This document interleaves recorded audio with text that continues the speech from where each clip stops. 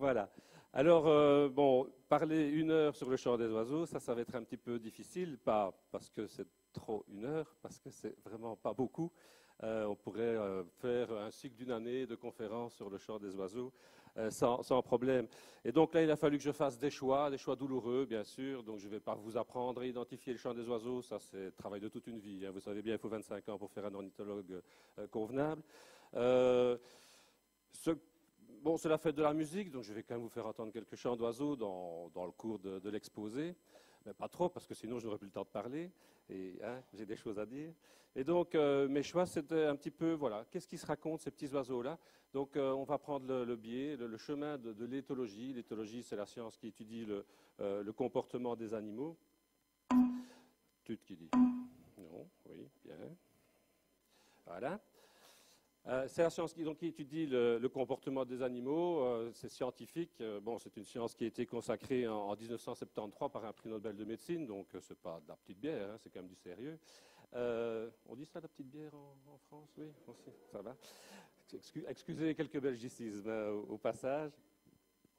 Et donc la préoccupation de ces chercheurs, c'est de voir un petit peu comment les animaux, et pour ce soir les oiseaux, mettre en place des stratégies d'une part pour survivre, ça c'est déjà pas si mal, mais aussi se reproduire, ça c'est important évidemment.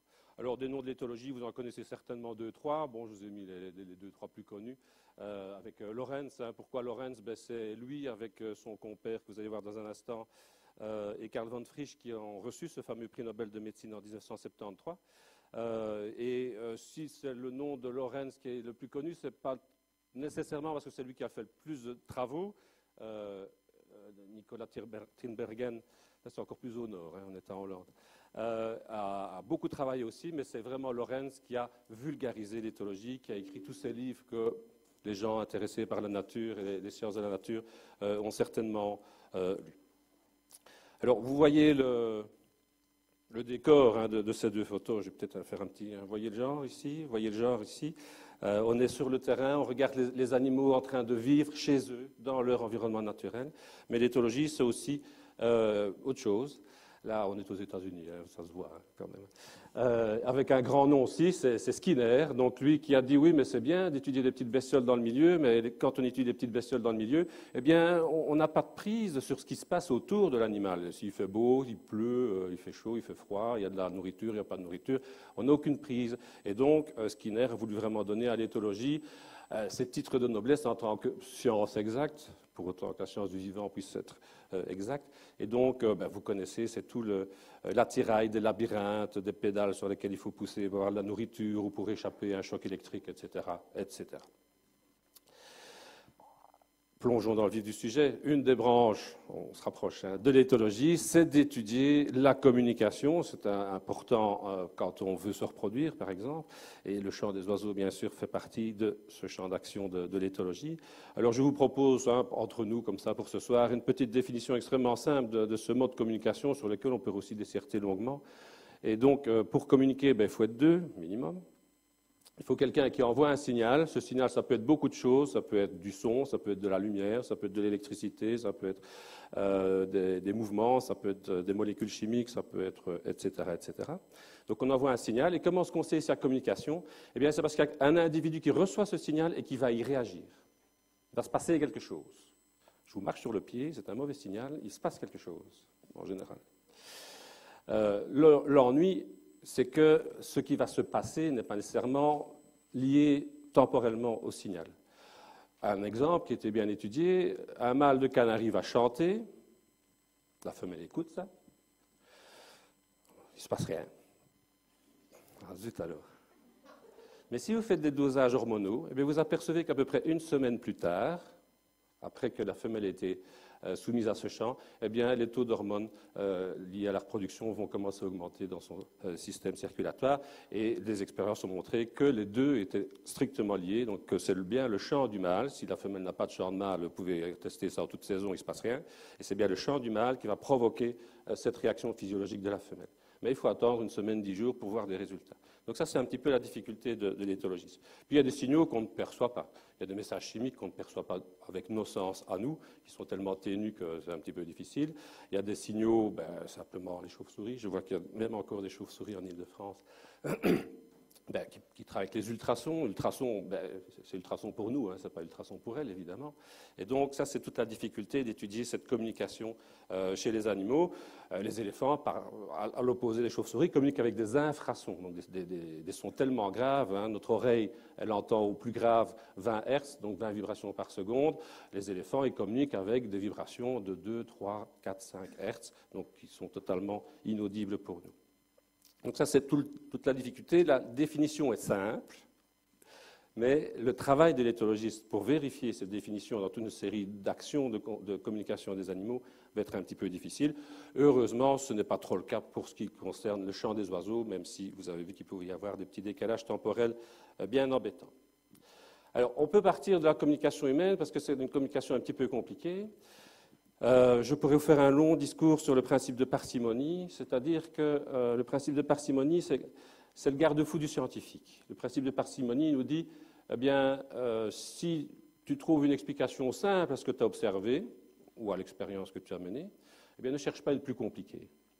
Alors, on s'aperçoit, c'est prudent, je dirais, on ne va pas faire des plans sur la comète, lancer des hypothèses dans tous les sens compliquées et presque invérifiables parfois. Donc, c'est prudent, mais ce qu'il faut remarquer immédiatement, c'est que quand on applique ce principe de parcimonie à l'espèce humaine, on ne comprend rien de ce qui se passe dans nos sociétés, mais rien du tout. Et donc, on peut se poser légitimement la question que si on regarde les animaux avec ce regard parcimonieux, est-ce qu'on est à même de comprendre ce qui se passe? Donc voilà, ici, des choses qui se passent et parfois... Bon. Alors, pour communiquer, il faut des signaux, je vous ai dit, ils sont de toute nature. Alors, qu'est-ce qui fait qu'un signal a du sens? Alors, il y a des signaux qui sont directement une transposition de la réalité. Si je vous dis « mon copain, il est grand », vous imaginez 1,80 m. Si je vous dis « mon copain, il est grand », ça, c'est plutôt 2 mètres, hein, d'accord? Et donc, vous voyez que l'intonation, l'augmentation des fréquences de ma voix, eh bien, est une indication de la taille. Donc, il y a un lien direct entre les deux. Mais généralement, le signal est arbitraire. Il n'y a rien dans la forme de cet objet qui va nous dire que c'est une table ou un pupitre. Voilà, c'est un jour, des gens ont décidé que ce machin-là, très précisément, on allait l'appeler de telle manière. Donc, bien souvent, les signaux sont arbitraires. Et donc, ça va être un petit peu, et c'est le cas chez les animaux aussi, ce n'est pas que chez nous. Et donc, ça va être un petit peu notre difficulté pour comprendre qu'est-ce qu'ils se disent, ces petits-là. Alors, quand on dit qu'ils sont arbitraires, il faut faire un petit peu attention, une petite nuance toutefois.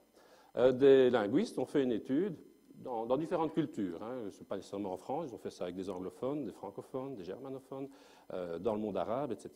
Donc, c'est assez universel. Et alors, ils proposaient 2 formes géométriques que vous voyez là, un triangle et un cercle. Et la question, c'était, dans une langue ancienne, aujourd'hui disparue, une des 2 formes s'appelait arak et l'autre mélolé. À votre avis, qui est arak? 99,5% des gens interrogés disent que c'est le triangle. Qu'on soit, je vous dis, de n'importe quelle culture, n'importe quelle langue de départ, tout le monde trouve que arak c'est un triangle et mélolé c'est un cercle. Et en fait, cette langue n'a jamais existé. Et donc, on est capable d'aller chercher dans notre cerveau des machins qui relient les objets à des sons. Bon, ça, c'est un autre travail, c'est le travail du linguiste. Ce soir, on va ouvrir des portes, hein, puis je les laisse entrouvertes. Ceux que ça intéresse, ils s'y engouffreront s'ils veulent. Regardez, par exemple, ici, on est chez des espèces différentes. Quand une demoiselle à Corte vous accueille de cette manière-là, vous dites « tiens ». Sympathique. Chez l'espèce humaine, le sourire est un signal d'accueil, de bienveillance, etc., etc. Quand vous voyez lui qui sourit, vous déguerpissez bien vite. L'étape après, c'est la morsure. Chez tous les mammifères, le fait de montrer les dents, parce qu'un sourire, c'est bien montrer les dents, chez tous les mammifères, le fait de montrer les dents est un signal dit agonistique, donc c'est le signal de menace qui précède l'agression. Mais chez l'espèce humaine, pas. Quand je vous dis que c'est arbitraire, mais faites attention encore, mais bon. Un autre exemple très amusant, c'est les chiens et les chats. Vous savez qu'ils ne s'entendent jamais, ces bêtes-là. Pourquoi? Un chien qui est content, il agite la queue. Un chat qui est fâché, il agite la queue. Vous imaginez un chien dans son jardin, tout seul, qui s'ennuie, etc., et passe à un chat. Le chien, tout content d'avoir quelqu'un à qui discuter, s'élance vers lui tout content en agitant la queue. Le chat qui voit quelqu'un qui se précipite sur lui en agitant la queue, il croit qu'il est fâché, donc il va agiter la queue aussi. Le chien qui voit que le chat agite la queue, croit que le chat est content de sa visite, et donc il va agiter la queue. Et vous avez compris que ça devait finir mal, cette affaire-là. Hein, et ça finit mal en général, effectivement, parce que, voilà, sauf si vous avez élevé chien et chat ensemble depuis leur toute petite jeunesse, et à ce moment-là, chacun va pouvoir apprendre les signaux de l'autre. Ça, c'est une autre démarche. Alors, quand on veut chanter, quand on veut émettre un signal, quel qu'il soit, eh bien, on est confronté à un terrible choix. C'est celui de la simplicité ou de la complexité. Est-ce qu'on va faire un signal simple? Vous connaissez le chant du coucou? Je n'ai pas besoin de vous le faire entendre. Ou est-ce qu'on va faire un chant compliqué, comme le merle, par exemple? On l'entendra peut-être tout à l'heure, celui-là, si on a le temps.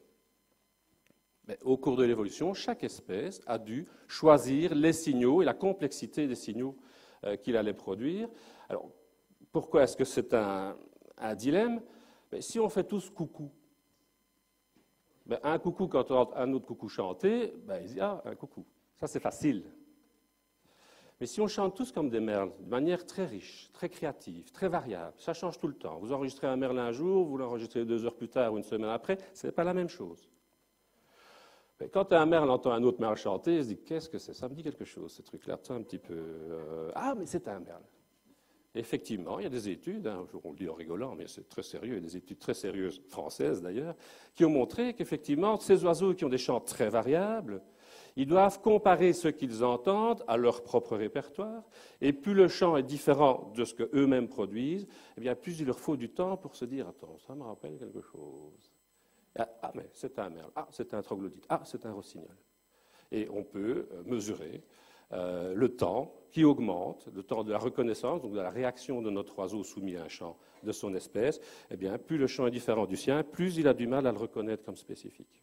Et c'est parfois un peu le cas des ornithologues débutants qui essayent d'identifier les oiseaux sur le terrain, n'est-ce pas? Bon, ça c'est une autre histoire, un autre jour peut-être, mais ça se fait dehors, ça. Alors pourquoi est-ce qu'il y a des oiseaux qui font des chants simples et des oiseaux qui font des chants compliqués? La solution est là. En fait, vous ne pouvez pas mettre beaucoup d'informations dans un signal simple, c'est impossible. Plus vous voulez dire des choses, eh bien, plus vous allez devoir complexifier votre signal.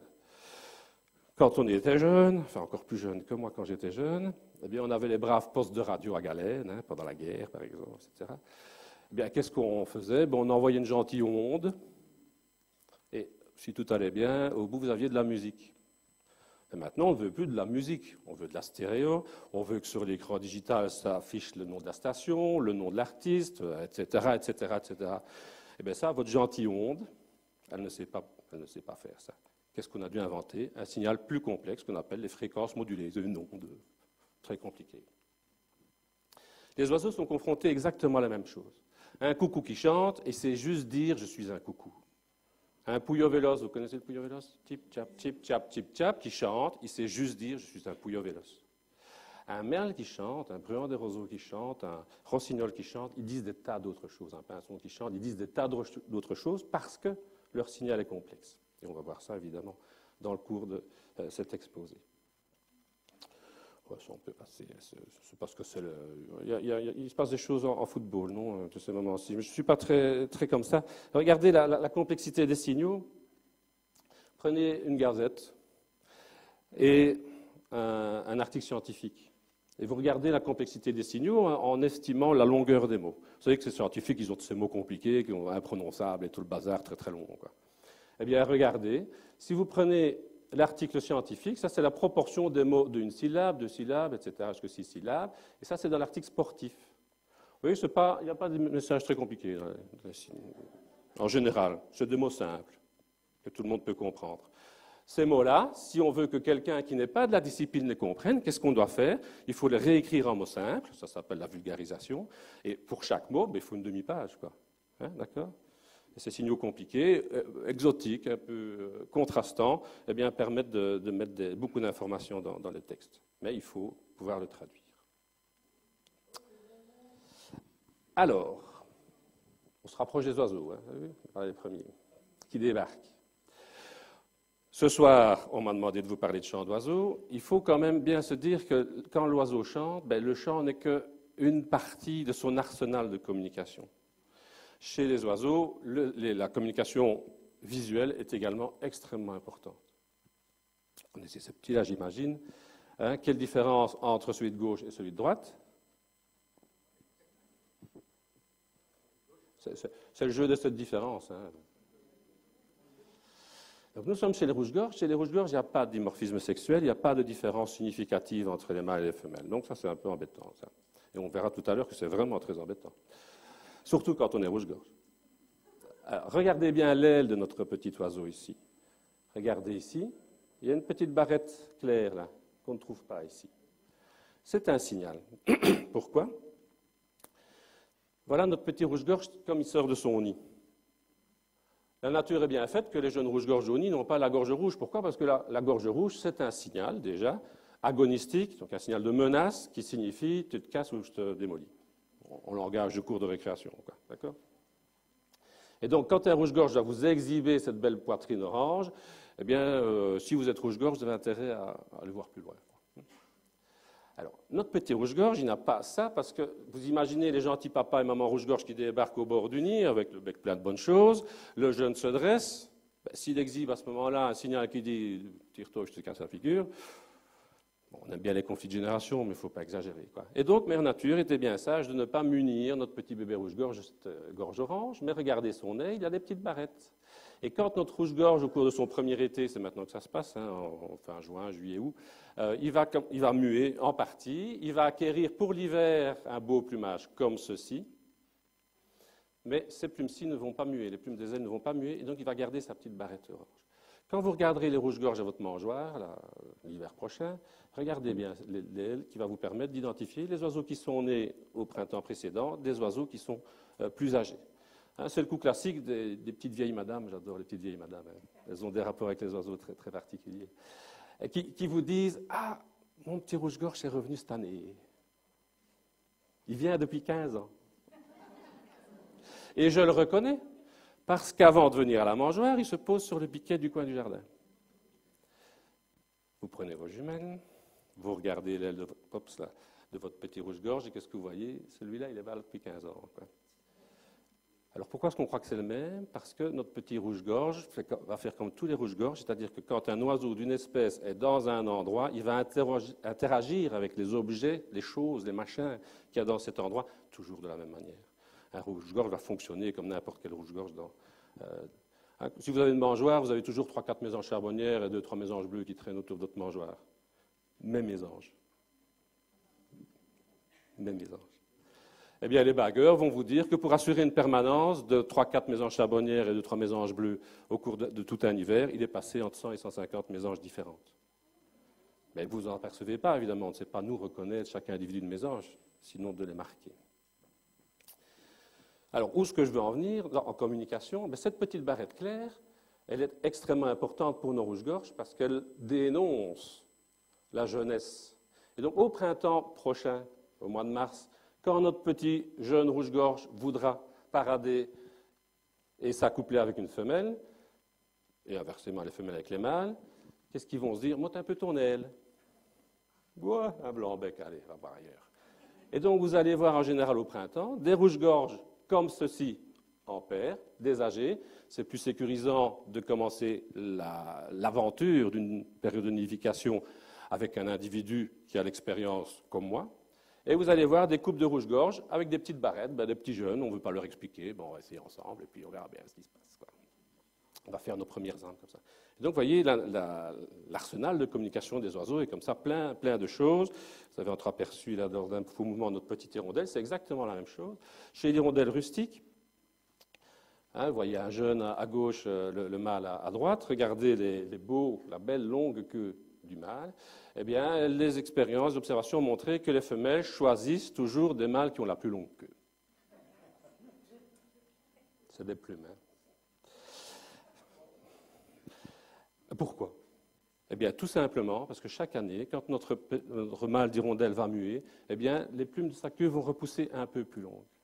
Et donc, pendant la parade, la femelle dit, moi, un peu ta queue, elle prend son décimètre, hop, elle mesure ça, trop petit, va voir ailleurs. Revient l'année prochaine. Et ce sont les mâles qui ont la plus longue queue qui vont être choisis. Parce que ça traduit l'expérience, l'âge et donc l'expérience en principe de notre hirondelle. Donc ça, il y a les chants, il y a les signaux visuels, mais on peut associer les deux. Si vous avez déjà vu un étourneau chanter, j'imagine qu'il y en a à Paris aussi, hein, comme ailleurs, eh bien, les tourneaux, ils ne chantent pas comme ça, sur son point, en train de chanter. Les tourneaux, toujours quand ils chantent, qu'est-ce qu'il fait? Il bat des ailes, il se met en évidence, il se montre. Et donc, il va associer signal auditif et signaux visuels. Pareil, hein, on va un peu plus loin ici qu'à Paris. Donc, coq de bruyère va chanter aimablement, et puis de temps en temps, il va s'élancer comme ça. Donc, aussi un mouvement de parade où il va associer signaux visuels et signaux auditifs. Je vous en prie. Alors, depuis la nuit des temps, le chant des oiseaux fascine les hommes, ça bien sûr. Je vois que le chant des oiseaux fascine toujours les foules, puisque la salle est bien remplie ce soir, enfin cet après-midi. Et donc,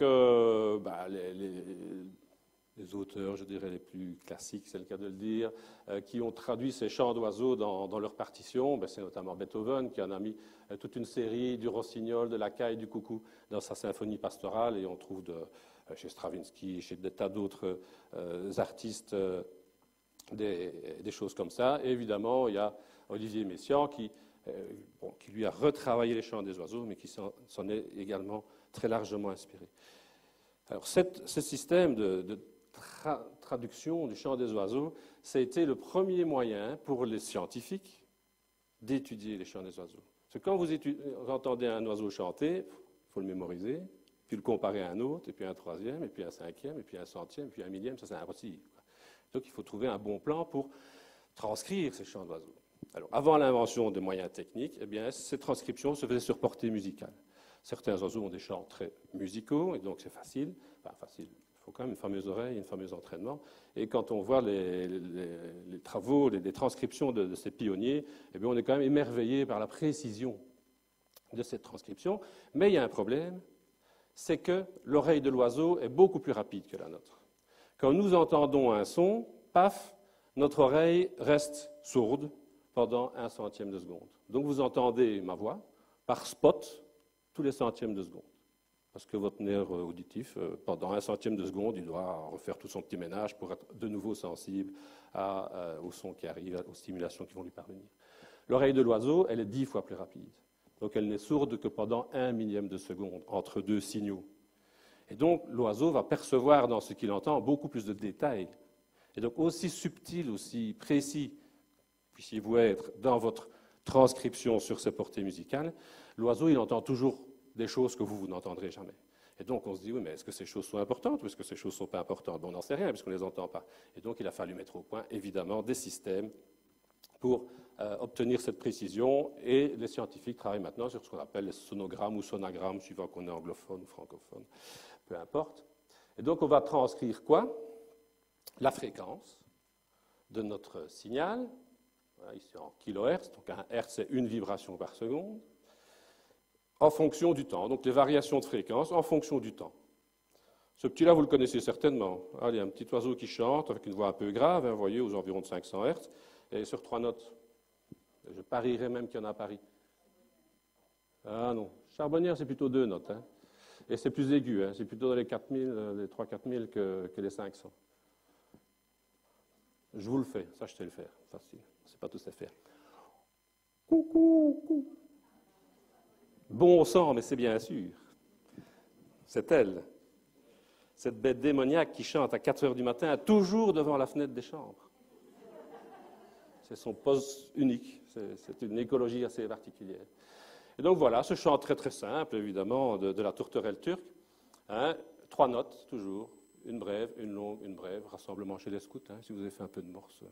Trouvez-vous un petit moyen pour le retenir pour toujours.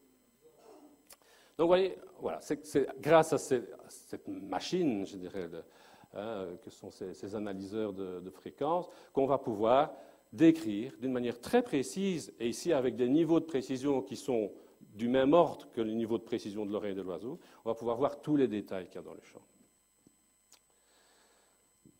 Alors pourquoi est-ce qu'il y a beaucoup de détails dans le chant des oiseaux? Parce qu'ils ont un appareil vocal extraordinaire. Les mammifères ont des cordes vocales qui ne sont pas des cordes, en fait, qui sont des membranes. Ces membranes vont occulter occulter le dessus de la trachée et se mettent en vibration quand on force le passage de l'air. C'est ce que je suis en train de faire. D'accord ? Alors, quand je parle, mes cordes vocales, pas que moi, hein, tout le monde, quand on parle, les cordes vocales vibrent toujours à la même fréquence.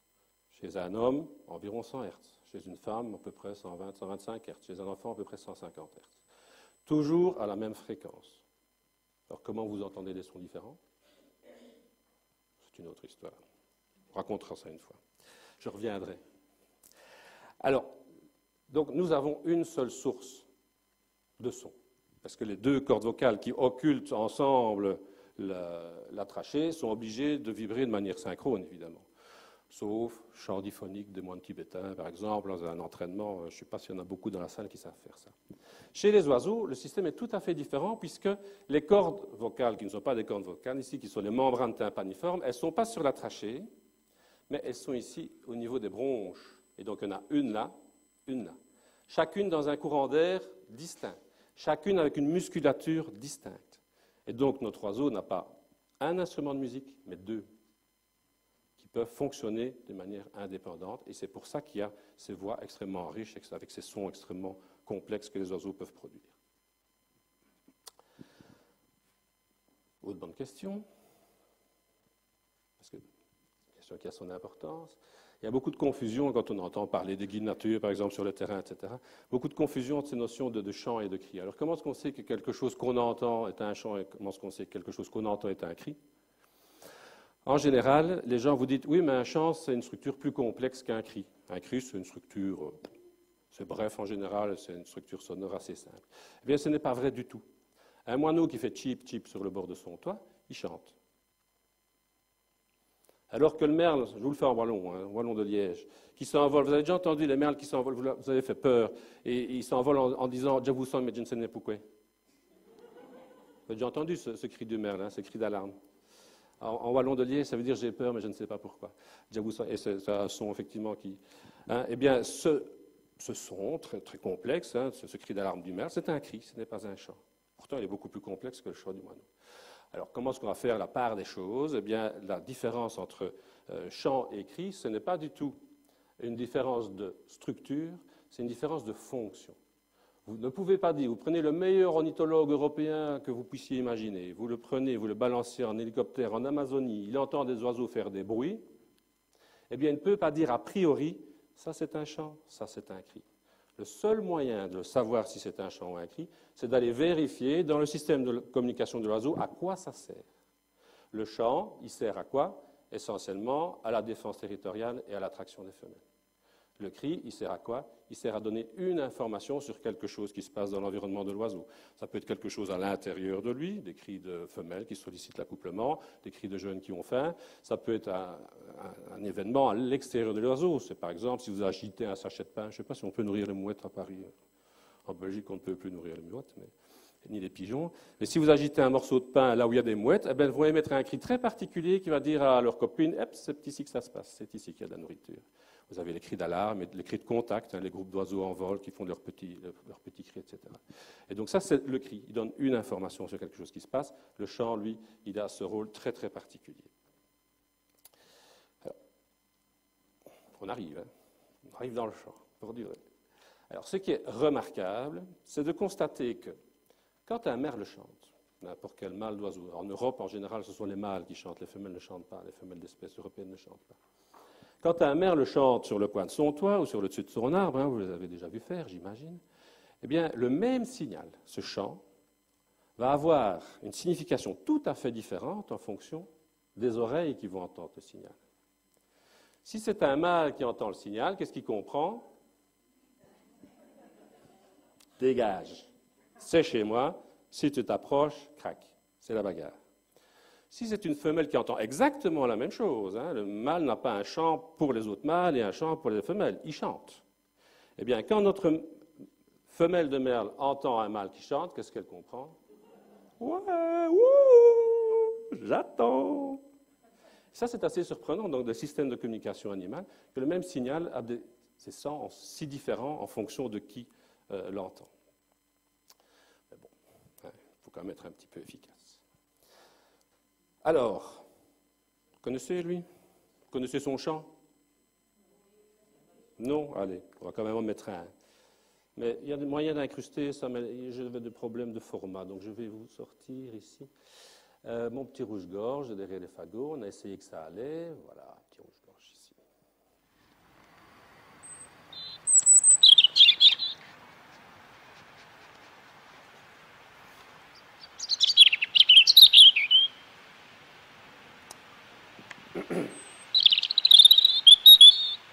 Vous voyez l'énergie qu'il met. Regardez son corps qui vibre, l'énergie qu'il met pour produire ce chant. Regardez comme il est imprudent. Parce que c'est vrai que le chant sert à attirer les mâles, à jeter les mâles, pardon, et attirer les femelles.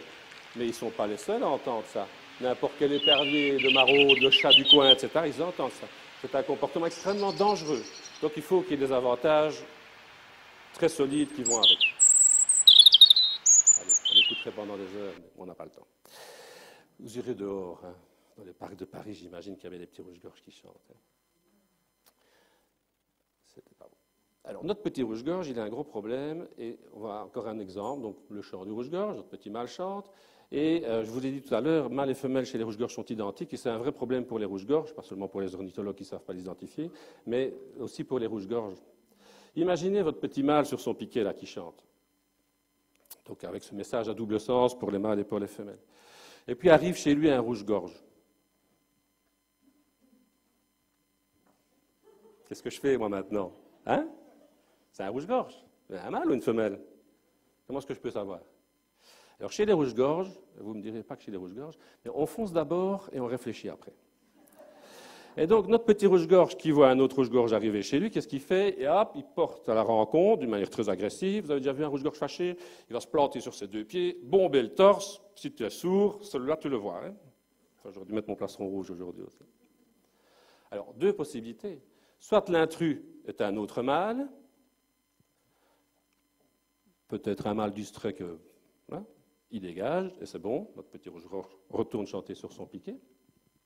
Soit l'intrus est un autre mâle, mais qui se dit, tiens, il me semble que le petit chanteur, il a la voix un petit peu enrouée ce matin, peut-être qu'il n'est pas au mieux de sa forme, peut-être je peux tenter ma chance pour le virer et prendre sa place. Ça, c'est des choses qui peuvent arriver.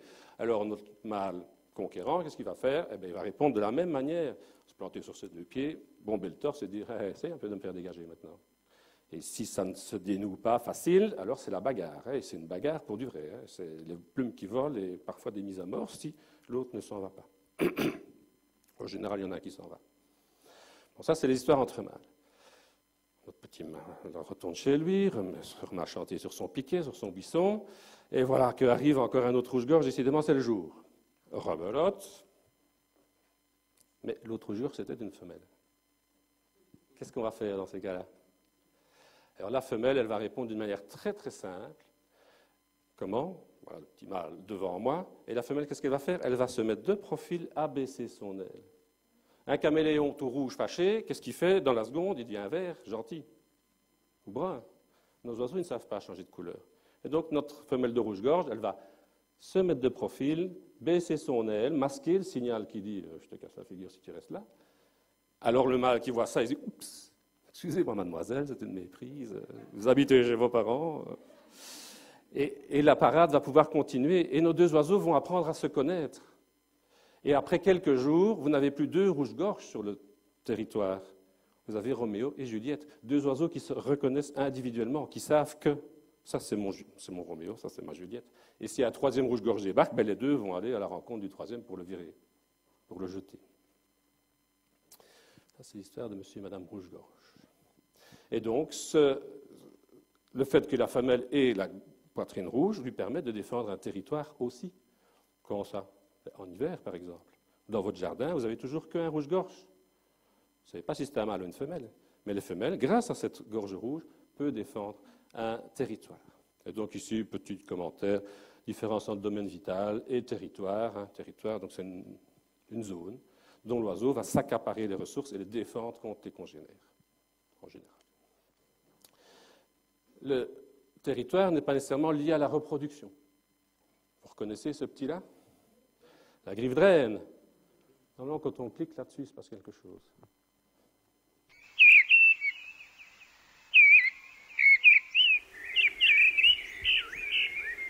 Ce chant-là, vous pouvez l'entendre. Oh, ça, merci. Ce chant-là, on peut l'entendre en plein hiver, au mois de janvier. Pourquoi? Parce que notre griffe draine, en hiver, est territoriale. Ce n'est pas un territoire de reproduction, on ne se reproduit pas en hiver quand on est griffe musicienne. Il y en a d'autres qui le font, mais pas elle. C'est un territoire alimentaire. Notre griffe draine va s'accaparer dans un vieux verger, par exemple. Les pommiers, les fruitiers sont couverts de boules de gui. La griffe draine va se nourrir. Donc, c'est mon scientifique de la griffe draine, tout le monde le connaît, j'imagine. C'est Turdus vicivorus, le vicium album, c'est le gui. Donc, vicivorus, c'est la mangeuse de gui. Donc, on a comme ça officialisé ce comportement. Et donc, le chant est lié à la défense territoriale, mais pas nécessairement à la reproduction. Il y a des tas d'espèces d'oiseaux qui chantent en dehors de la période de reproduction pour dire des choses. Alors, quand on a des instruments à percussion, on peut aussi émettre les mêmes signaux que le chant, c'est-à-dire des signaux territoriaux, avec les moyens du bord. Et ça, c'est par exemple les tambourinements des pics, qui vont marteler. Ce n'est pas les toc-toc-toc quand ils creusent pour se nourrir, mais c'est les les rafales qu'ils vont vous faire au printemps donc, pour signaler leur territoire. Donc un martèlement de pic, c'est l'équivalent d'un chant de rouge-gorge ou de merle. Vous avez déjà vu les cigognes dans ce genre de comportement? Donc qu'est-ce qu'elles font? Elles claquent du bec, elles claquettent. Eh bien, chaque individu, chaque cigogne a sa manière de claquer du bec. Pendant la parade, donc pendant la formation du couple, les deux vont faire ça et chacun va mémoriser le claquement de bec de l'autre. Ça sert à quoi? Eh bien, ce comportement, vous allez le voir surtout au nid, quand il y a des œufs ou des jeunes. Vous savez que les cigognes, de temps en temps, elles aiment bien s'empiffrer un petit bébé. Et donc, ça va permettre à l'oiseau qui est au nid de vérifier que celui qui arrive, c'est bien son partenaire et pas une qui essaye de chaparder sa nichée. Donc ça, ce sont des signaux plus instrumentaux. Vous voulez un petit merle? Allez, on les aime bien, les merles. Alors, merle, où est-il?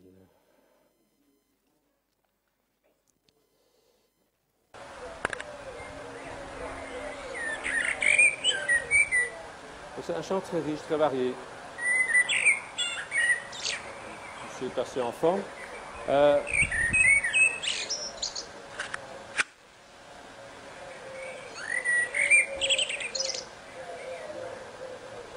Pour se remémorer, vous connaissez ce chant évidemment.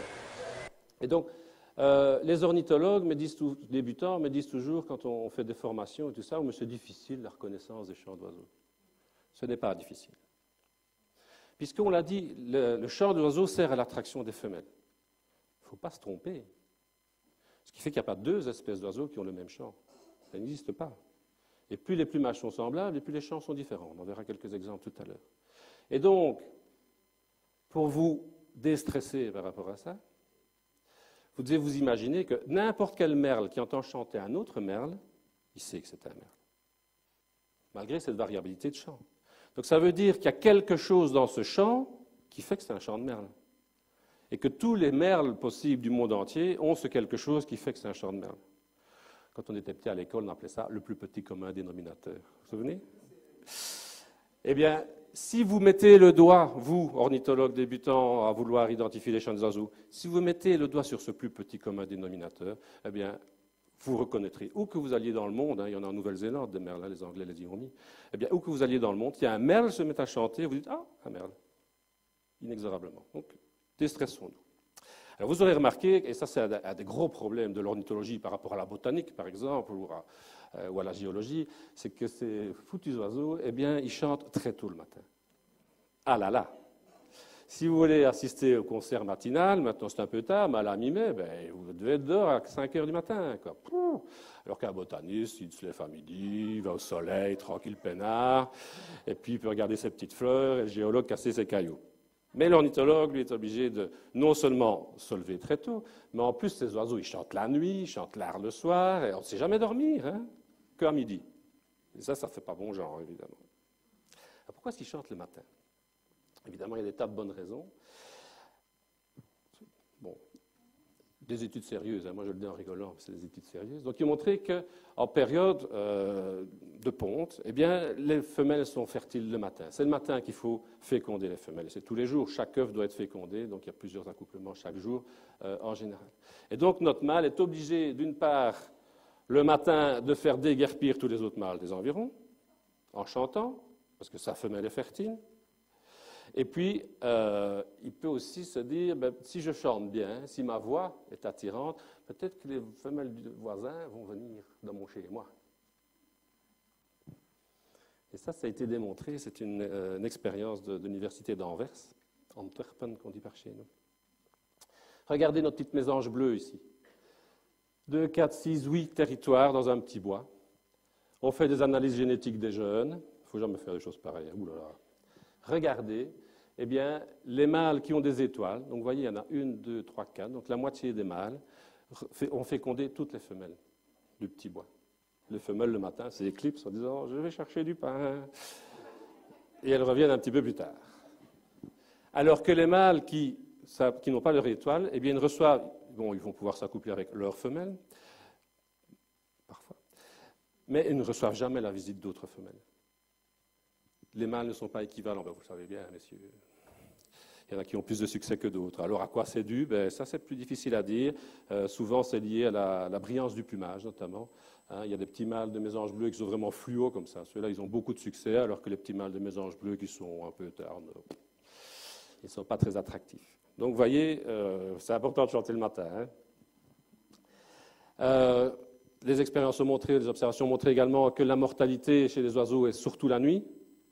Et donc, c'est important le matin de dire « je suis toujours là, ou je ne suis pas mort hein, je suis toujours là ». Et alors, le matin, souvent, même en période très venteuse, etc., il y a une accalmie des conditions météorologiques, du vent notamment, qui fait que le signal de l'oiseau part beaucoup plus loin. Il y a des ornithologues dans la salle, j'imagine quelques-uns, vous savez bien que par grand vent, les oiseaux chantent très très peu, parce qu'ils savent bien que ce n'est pas la peine, leur signal va partir dans tous les sens et on ne va rien comprendre quand on va l'entendre à l'autre bout.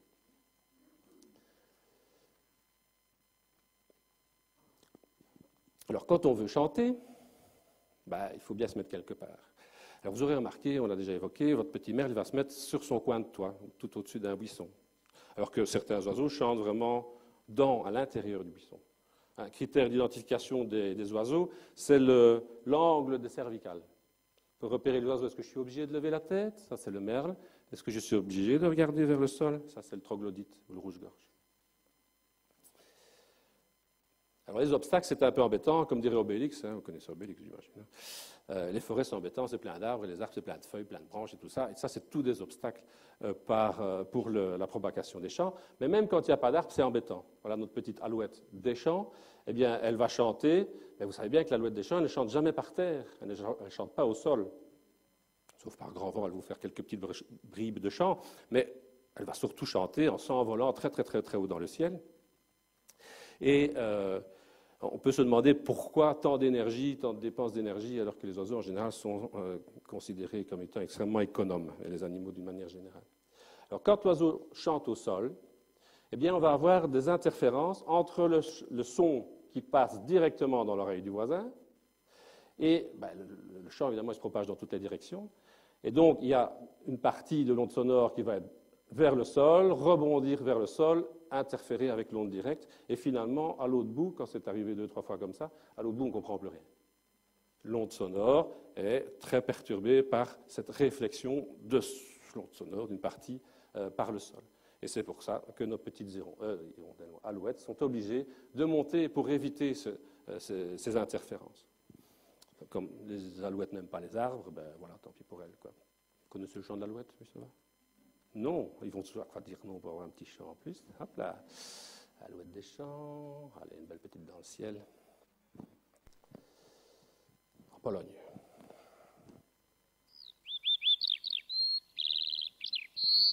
Beaucoup d'énergie aussi encore. Hein. Vous voyez que ce n'est pas un chant, ce n'est pas un vol normal. Ce n'est pas le vol d'un oiseau qui se déplace, c'est un vol pour mettre l'oiseau en évidence. Ah oui.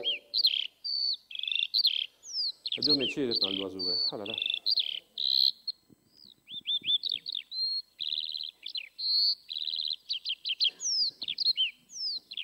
On les écouterait pendant des heures, ces petits-là, mais bon, on n'a pas le temps.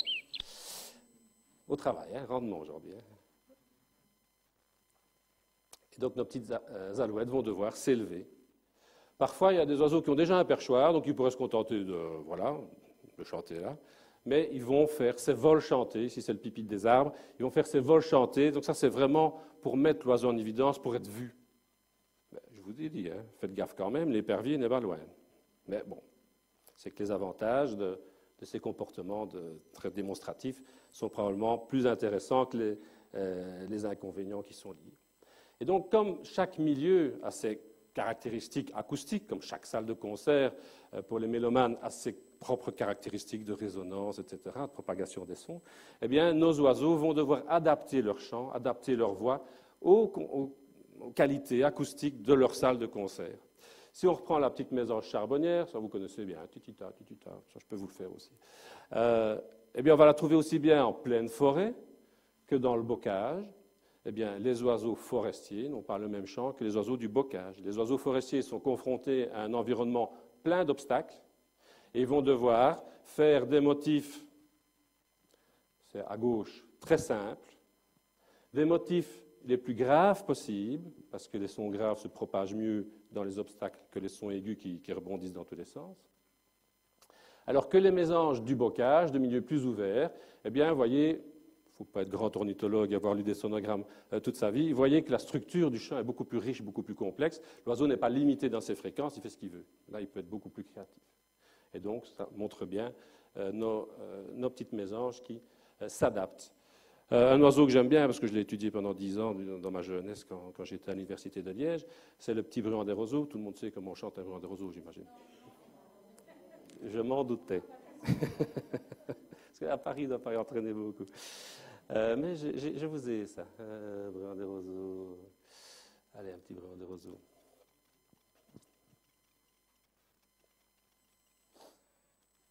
Ouh, machine. Ah, écoutez bien.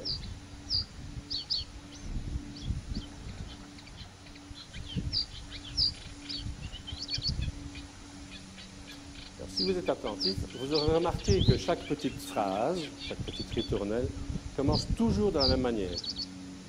Chi, chi, et puis c'est autre chose.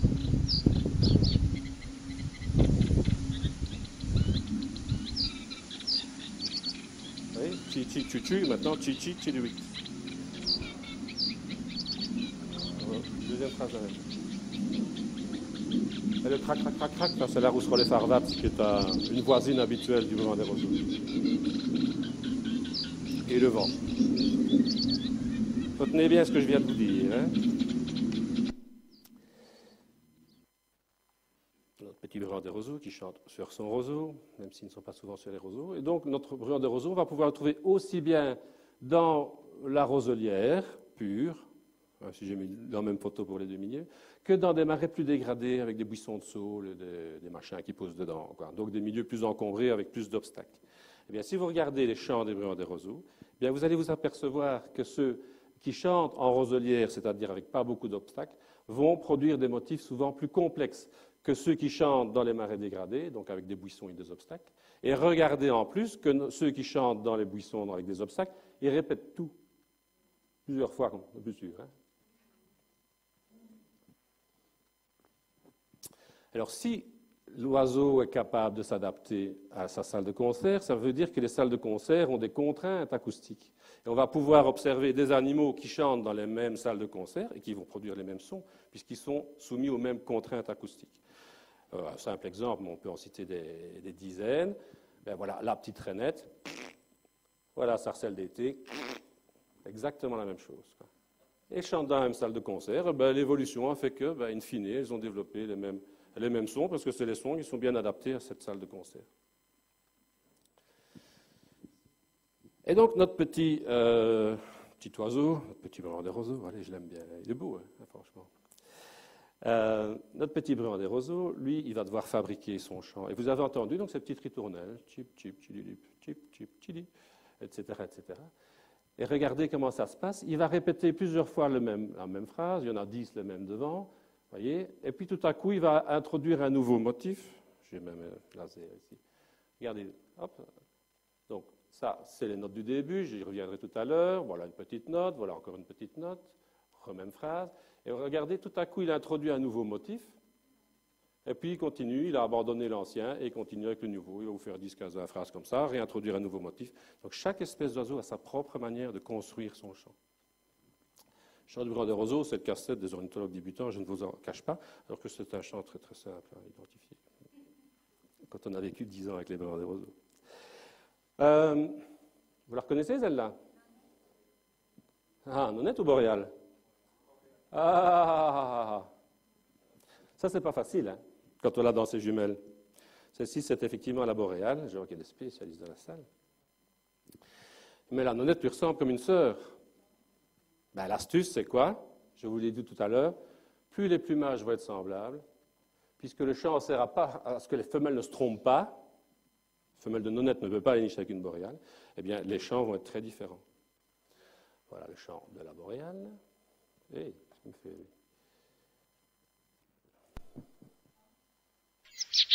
Ça, c'est le cri. Et voilà le chant. Tu. OK? Et voilà. Et voilà. Tous les deux en même temps, ça ne va pas ça. Attendez une minute. On ne va pas s'y retrouver. Hein?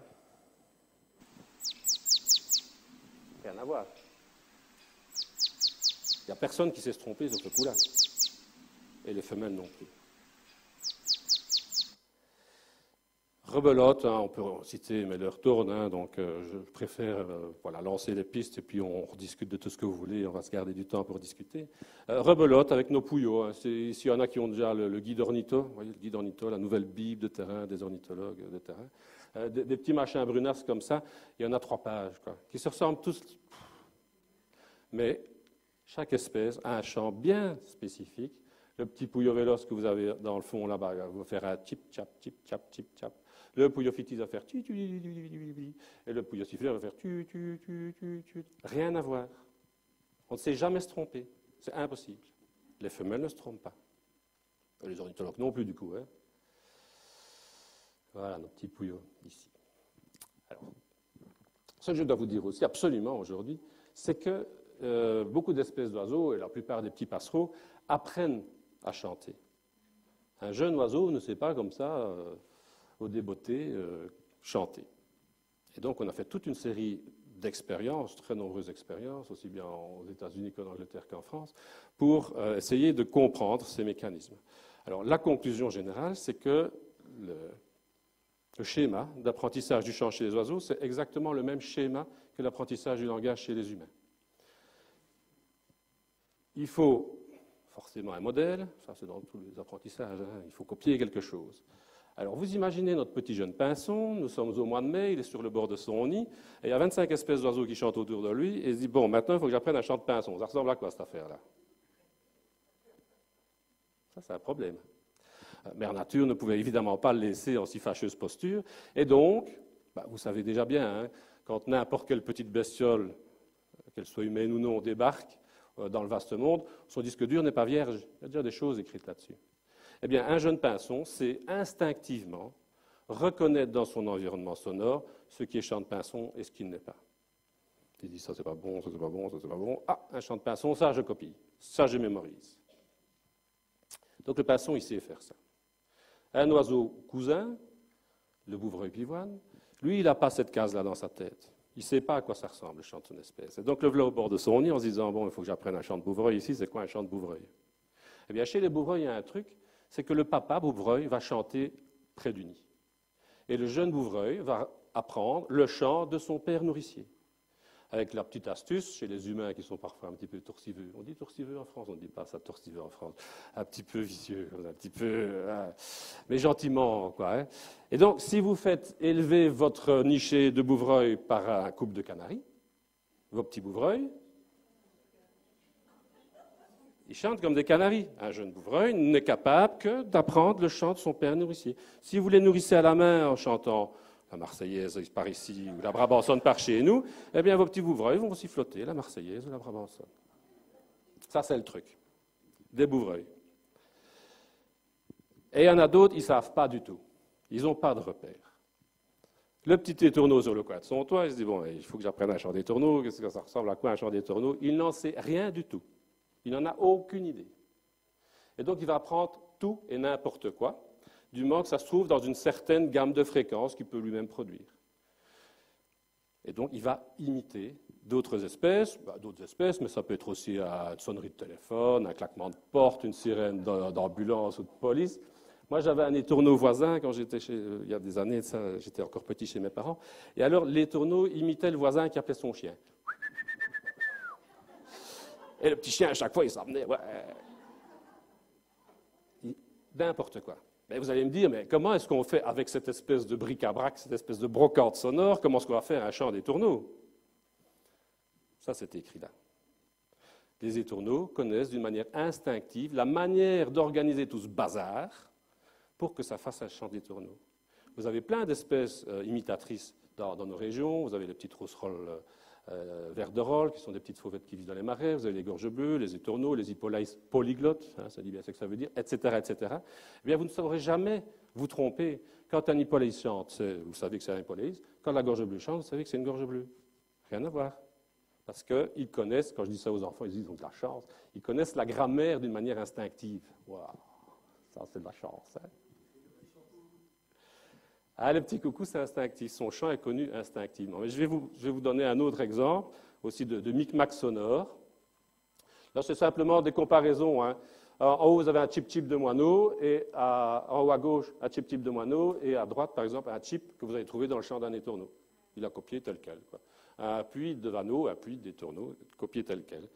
Il y avait aussi c'est le chant de l'épervier, ben, c'est dans le chant de l'étourneau. Pareil. Miou, le miaulement de la buse, miou, vous allez trouver dans le chant des tourneaux. N'importe quoi, hein, je vous dis, des sonneries de téléphone ou des claquements de porte, c'est bon aussi. Quoi. Du moment qu'il peut le produire avec son organe vocal.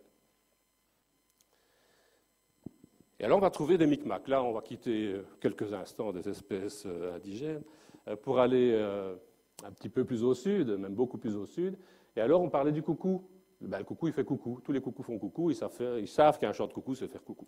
Donc ça, ils le savent, ils ne doivent pas l'apprendre. Les coucous ne sont pas des passereaux, hein, donc c'est autre chose. Voici une autre espèce parasite, c'est la veuve de paradis. Et la veuve de paradis, elle parasite ces petits, donc c'est un parasite de niché, hein, comme le coucou. Et donc la veuve de paradis va parasiter ces petits estrildidés, et chaque espèce de veuve a son espèce d'estrildidé. Pourquoi? Parce que le parasite, l'hôte, sait reconnaître non seulement ses œufs, donc si vous mettez un autre œuf que le vôtre dans le nid, l'hôte va le repérer, donc la veuve est obligée de produire des œufs identiques à ceux du parasite, de l'espèce hôte. Et en plus, l'hôte sait reconnaître ses jeunes. Et donc, si vous voulez parasiter le petit estrildidé en question, eh bien, vous êtes obligé de produire des jeunes identiques. Le 2 à gauche, c'est le jeune de l'espèce hôte, et le 1, c'est le jeune parasite. Si vous mettez un jeune qui ne ressemble pas à l'autre, c'est foutu, hein, il n'aura jamais de nourriture. Bien, enfin, ça c'est une autre histoire. Alors, le côté démoniaque, qu'est-ce qu'il va apprendre comme chant, notre petit jeune de veuve? Eh bien, il va apprendre le chant de l'espèce hôte, du mâle de l'espèce hôte. Donc, il va faire comme le bouvreuil, apprendre le chant de son père nourricier. Ça va faire un drôle de micmac, parce que, bon, on est en zone intertropicale, donc on ne parlera pas de printemps, mais à la saison de reproduction suivante, qu'est-ce qui va se passer? Notre petit mâle de veuve, il va se mettre à chanter comme le petit mâle d'estrildidé, et démoniaque, il va chanter à côté. Donc forcément, notre petit mâle d'estrildidé n'est pas content du tout, puisqu'il entend un chant d'un congénère, enfin, ce qu'il croit être un congénère. Donc, fâché, il essaye de trouver ce machin qui chante comme lui. Qu'est-ce qu'il trouve? Rien à voir. Il se dit, attends... Et il va finir par s'habituer, par tolérer ce machin qui chante comme lui, enfin comme son espèce. Mais les femelles, ça je ne vous ai pas dit, mais les femelles aussi apprennent le chant. Mais qu'est-ce qui déclenche le chant? C'est la testostérone. Les femelles n'en produisent jamais assez pour se mettre à chanter. Mais vous prenez une grosse seringue, vous faites une injection de testostérone à n'importe quelle femelle d'oiseau qui apprend son chant, elle se met à chanter. Donc elle l'a appris aussi, même si elle ne le fera jamais, si elle ne le produira jamais. Et donc les femelles de veuve, elles ont appris le chant de leur père nourricier aussi. Et donc, quand elles vont vouloir se reproduire, qu'est-ce qu'elles vont faire? Chercher dans le paysage ce champ-là, et qu'est-ce qu'elles vont trouver? Un mâle de leur espèce et un couple à parasiter. C'est encore bien fait, hein? C'est démoniaque, mais c'est quand même bien fait. Évidemment, elle ne va pas se tromper, parce que le mâle de son espèce, là, il y a une case qui lui dit, mais petit fait, un mâle de ton espèce, c'est une grande queue. Les autres, ils ont des petites queues. Tu ne t'en occupes pas. Bien. Alors, une question extrêmement perverse. Je vous ai dit, notre petit jeune pinson, il est capable de repérer dans son environnement un champ de pinson. Donc, il sait bien comment c'est fait un champ de pinson, puisqu'il est capable de dire « Ah, ça c'est un champ de pinson, je mémorise ». Question extrêmement perverse. À quoi sert-il de devoir apprendre quelque chose qu'on sait déjà comment c'est fait?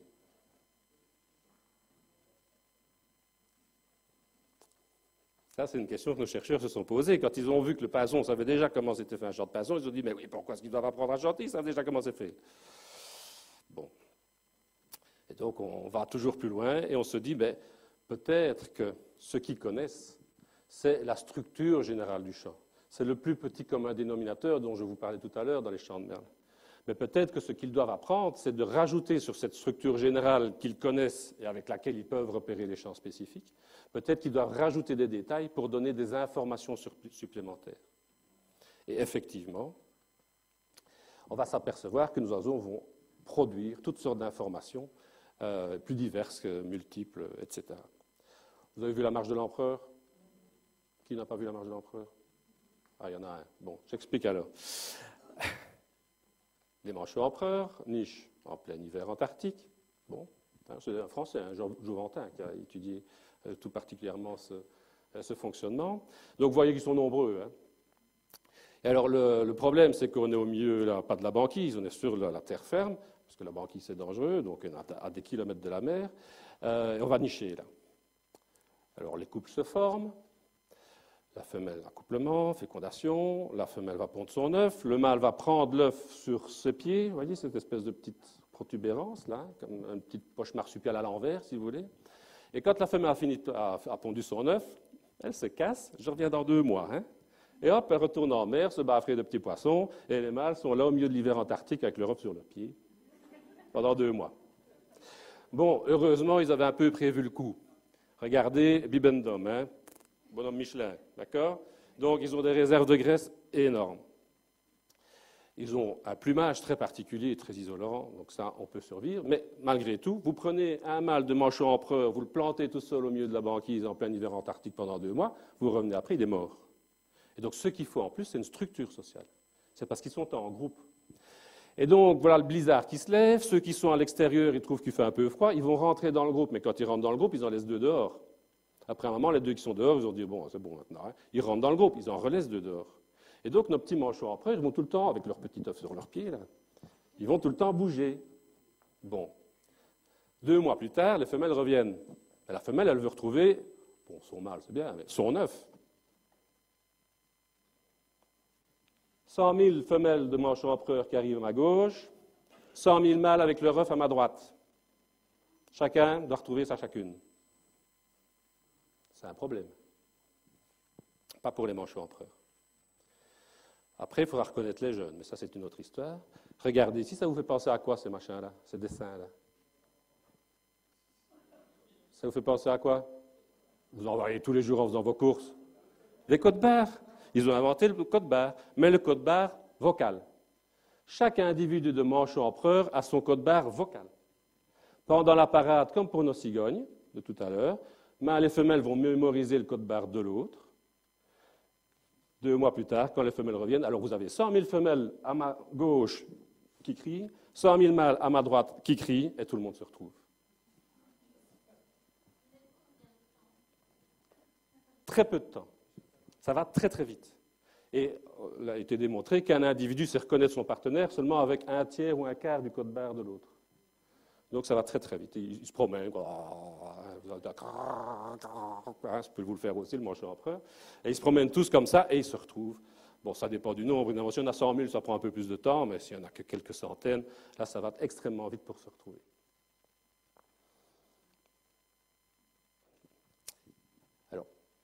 on était parti de l'apprentissage, on s'était dit, ben, peut-être c'est utile d'apprendre, même des choses qu'on sait déjà faire.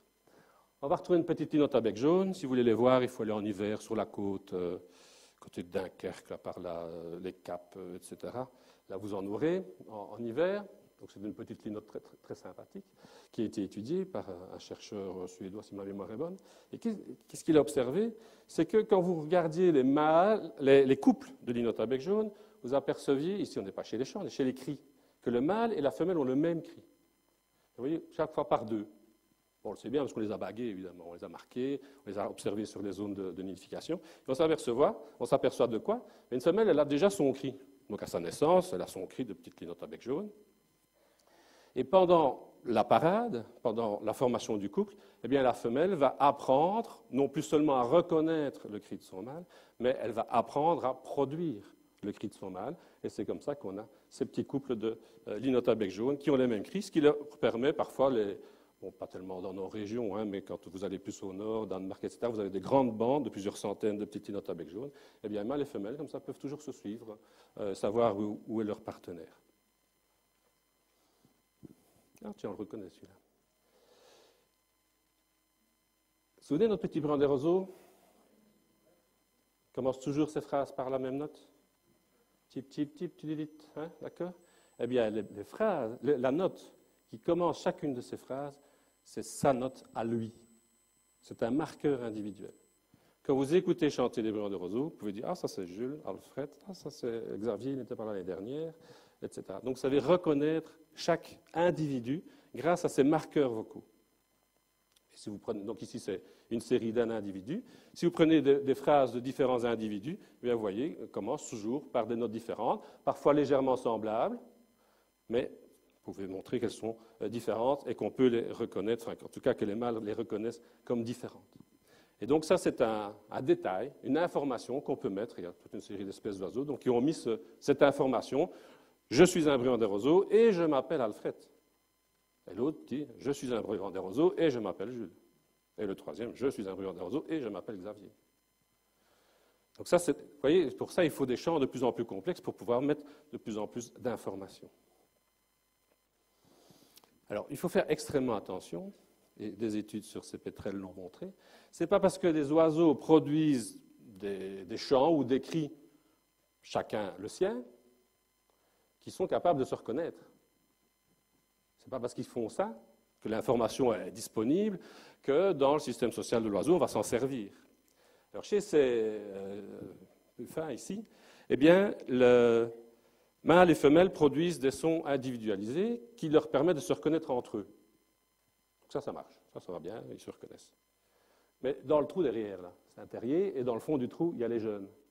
Eh bien, les jeunes sont totalement incapables de reconnaître leurs parents, et les parents sont totalement incapables de reconnaître leurs jeunes. Alors que les jeunes aussi ont leur cri à eux, chacun. Et donc, vous pouvez vous amuser, vous prenez tous les jeunes, vous mélangez tout. Eh bien, les adultes vont continuer à nourrir comme si c'était leurs jeunes, ils sont incapables. Et donc, c'est parce que l'information est potentiellement là que, dans le système social de l'oiseau, c'est une importance. Évidemment, quand on a son jeune dans le fond d'un terrier, quel est l'intérêt de le reconnaître? Quand je reviens, ben, mon jeune est dans le fond de mon terrier, qu'est-ce que vous voulez que je fasse, moi, hein? Il y a quelques humains pour aller mélanger tout ça, mais normalement, ils restent dans le fond de leur terrier, quoi. Et donc, il va falloir vérifier, et ça, je vais vous le montrer tout à l'heure. Revenons nos pinsons, hein, on se disait, mais attends, ça sert à quoi d'apprendre à chanter un truc qu'on sait déjà comment c'est fait?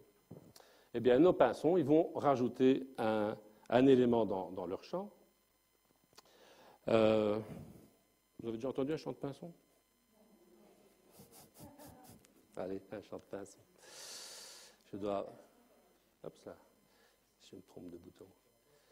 Alors, pinson. Je crois que je suis... Ah non, ça c'est le pipi de ça.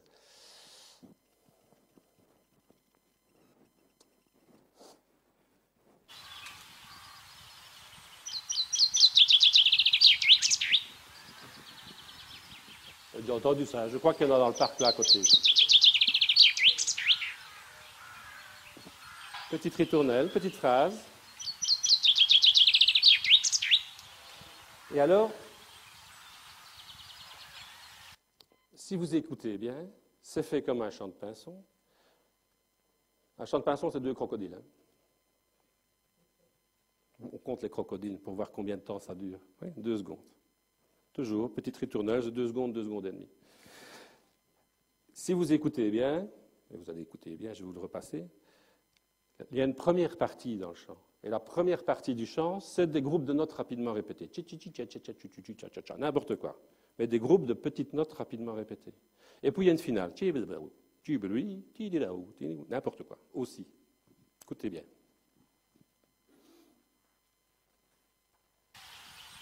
Et on va du coup.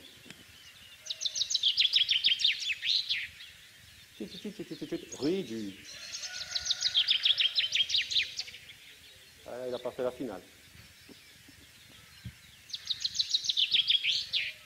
Voilà, de nouveau rigide. Vous entendez?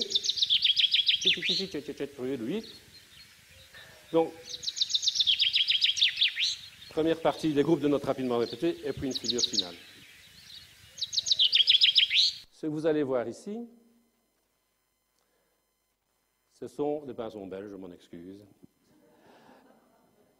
Une étude qui a été faite. Ici, vous n'avez que le dessin de la figure finale. Eh bien, cette figure finale indique de quelle région est notre pinson. C'est la base d'un dialecte vocal. Et donc, un pinson qui entend chanter un autre pinson, il sait si ce pinson-là est un pinson du coin ou si c'est un pinson exotique étranger qui ne fait que passer. Mais c'est important, ça.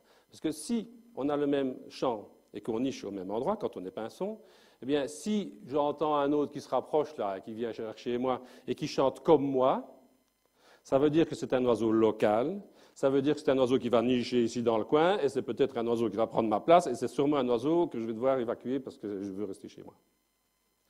Si au contraire, j'entends approcher un pinson, je ne me dis rien du tout sur là, j'ai jamais entendu ça par ici, il sait que c'est un oiseau de passage, il va chanter 2 fois pour lui dire, va voir un peu plus loin, ici c'est chez moi.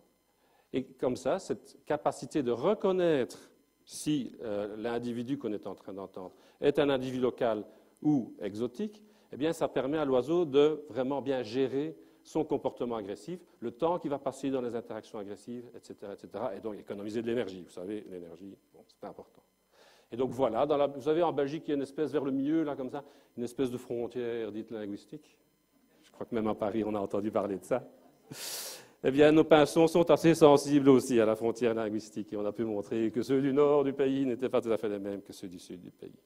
Donc, vous voyez, ça, c'est vraiment, au point de vue organisation sociale d'un oiseau, une information extrêmement intéressante. Donc, chez le brun des roseaux, information individuelle, je m'appelle Alfred. Chez le pinson, je suis un pinson de Paris. Je suis un pinson de Anvers. Je suis un pinson de Liège. Et donc, c'est à ça que ça sert d'apprendre le chant. La structure, on la savait déjà, mais le détail qu'il faut mettre pour dire « je suis un pinson de Paris », ça, on ne le savait pas déjà. Et c'est ça qu'on va rajouter sur cette structure générale qu'on connaît déjà. On va rajouter ce genre d'informations, ce genre de détails. Bon, un petit oiseau américain, mais, le retourne, donc je vais vous laisser un petit peu quand même la parole. Qu'est-ce qu'il me dit? Je regarde le rapidos. Oui, on va terminer. Eh bien, notre vedette du jour, le brun des roseaux, eh bien, lui, il a les 2 systèmes. Non seulement il est capable de dire « je m'appelle Alfred », mais il peut aussi vous dire « je suis un brûleur de roseaux de tel endroit ». Pour ça, il faut des chants de plus en plus complexes. Regardez ici, c'est une réserve naturelle. L'échelle, c'est simple, ça fait 3 km de long. Regardez tous les bruants qui nichent au bord du petit étang. Donc, les gros pointillés, c'est les étangs, et les pointillés plus serrés, c'est les roselières. Tous les bruants qui chantent là, l'étang du Nord, eh bien, ils possèdent dans leur chant ce motif. Avec des variantes, hein? Toujours la même structure. Certains l'utilisent même comme motif personnel. Ils l'ont un peu traficoté pour en faire leur motif personnel. Et quand vous entendez chanter des bruants des roseaux et que vous entendez ce motif-là, ici dans le contexte, ici, vous savez que c'est les oiseaux de cet étang-là. Vous allez me dire, oui, mais il y en a 2 ici, là. Alors, c'était une expérience, enfin, c'est une expérience fortuite, hein, c'est une observation plus exactement. Regardez ici, il y a un trou. Alors, je ne sais pour quelle raison, en pleine saison de nidification, les gestionnaires de la réserve se sont dit, on va labourer la roselière. Je ne sais pas ce qu'il est, on est au nord du pays. Ben oui, on a des blagues sur les Flamands comme les Français ont des blagues sur les Belges, hein, vous savez bien. Et regardez ici, donc ils ont labouré, et donc voilà nos bruants des roseaux qui s'étaient installés là, sans logis. La roselière labourée. Qu'est-ce qu'ils ont fait? Ils ont déménagé. Et regardez, ils sont partis plus loin, là où il n'y avait pas encore, et ils sont restés ensemble. Ils ont été nichés ensemble plus loin. Donc on peut être assez perturbant pour ces structures sociales d'oiseaux. Donc vous voyez jusqu'à quel détail on peut aller. Ici, ce n'est pas des dialectes sur la moitié de la Belgique. Ici, c'est vraiment des dialectes extrêmement localisés, très précis. Alors ça sert à quoi notre burin des roseaux? Alors c'est le contraire du pinson. Les burins des roseaux, ils nichent en famille. Le voisin, c'est mon frère. Là, c'est mon grand-père. Là, c'est ma tante qui niche, qui s'est accouplée avec mon grand-oncle ou n'importe quoi du genre. Et mon petit frère, il s'est accouplé avec la sœur de mon frère. Enfin bon, l'histoire de famille, quoi. Et donc, on partage le même patrimoine génétique. En tout cas, il est très proche entre les individus d'un même endroit. Et quand on partage le même patrimoine génétique, eh bien, c'est plus intéressant de collaborer que de rentrer en compétition. Et donc, chez nos bruyants des roseaux, quand ils entendent un oiseau qui chante comme eux, donc qui a les marqueurs locaux dans son chant, ils disent « bon, ça c'est bon, ça, tu peux venir ». Quand ils entendent des oiseaux qui n'ont pas ces marqueurs locaux, ils vont être beaucoup plus agressifs, les évacuer. Nous, on niche en famille. C'est une histoire de famille. Alors, ces dialectes qui vont fermer les flux génétiques entre les populations d'oiseaux, eh bien, ils vont permettre à ces petites populations de s'adapter d'une manière extrêmement précise à des conditions locales. Il y a eu des tas d'observations chez d'autres espèces, notamment en Amérique du Sud, qui ont montré que, par exemple, un oiseau qui est répandu sur toute sur la cordillère des Andes à différentes altitudes, eh bien, il y a des dialectes qui correspondent aux différentes zones de végétation. Parce que ce n'est pas la même alimentation. On a pu mettre en parallèle les différences de dialectes et les différences d'enzymes digestifs. Donc des enzymes digestifs très adaptés à la végétation de cet étage d'altitude.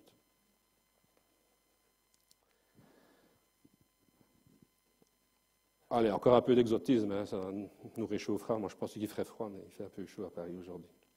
On peut aller dans ces apprentissages, on peut aller toujours plus loin, et les oiseaux ont vraiment joué, entre guillemets, vraiment inventé des systèmes de communication extrêmement complexes. Chez ce cassique, eh bien, on niche sur l'équateur. Sur l'équateur, on ne peut pas vraiment dire qu'il y a une saison qui dit c'est le printemps, tout le monde niche. Hein. Non, sur l'équateur, il ne se passe rien. Donc il faut un jour que quelqu'un dise bon, quand est-ce qu'on niche ici? Allez, je m'y mets. Il va se mettre à chanter. Et un premier mâle va se mettre à chanter et il va être rejoint par d'autres mâles qui vont se mettre à chanter aussi. Et après quelques jours, eh bien, ils vont tous chanter de la même manière. Et c'est la masse, le volume sonore qui va finalement attirer les femelles. Et les femelles vont, et tout ça va bien aller. Et à ce moment-là, quand les femelles arrivent, eh bien, la phase de construction du chant commun est terminée. Donc si un mâle ne voulait jamais se débarquer dans l'histoire, trop tard. Tu ne chantes pas comme nous.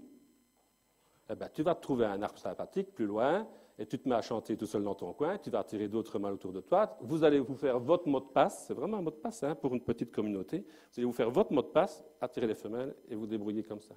Et ça permet de nicher toute l'année, mais dans des colonies quand même relativement synchrones. Et c'est important de se synchroniser.